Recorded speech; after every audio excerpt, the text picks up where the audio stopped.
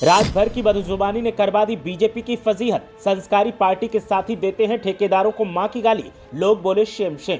एक तरफ नारी शक्ति के सम्मान का दावा और दूसरी तरफ कैमरे पर ही बोल दिया गालियों का धावा। ये कौन सी राजनीति की भाषा है और ये किस पार्टी का हिस्सा है? पीले गमछा वाले चचा ने सरेआम अपने ही साथियों को कर दिया शर्मिंदा। विपक्ष बोला, क्या योगी जी अब करेंगे कार्रवाई या फिर विरोधियों के लिए निकलता है बुलडोजर?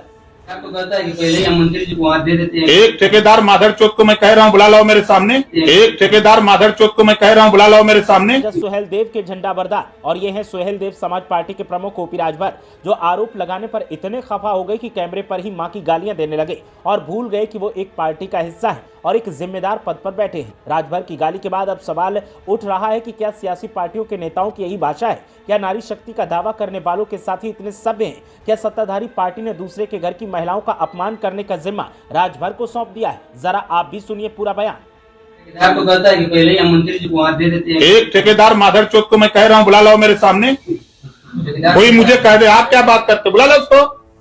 एक ठेकेदार कोई कह दे यहाँ का कि ओम प्रकाश राजभर को पैसा दिया हूँ, जूता जूता मारूंगा ऐसे ठेकेदार को। कोई कह देगा तो ऐसे थोड़ा राजभर घूमता है।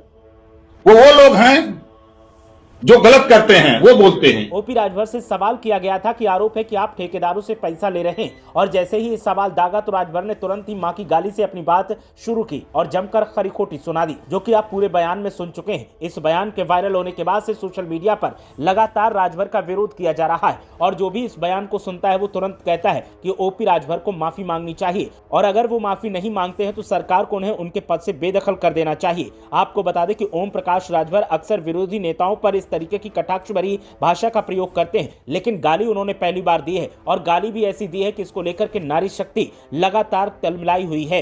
नारी शक्ति का कहना है कि ओपी राजभर को खुले तौर पर माफी मांगनी चाहिए और सामने आकर अपने बयान के लिए माफी मांगते हुए महिलाओं से माफी मांगते हुए ये कहना चाहिए कि मुझसे गलती हुई है, आगे दोबारा ऐसी गलती मैं नहीं करूंगा। ओपी राजभर का बयान लगातार वायरल हो रहा है और इसको लेकर लगातार सियासत गर्मा रही है।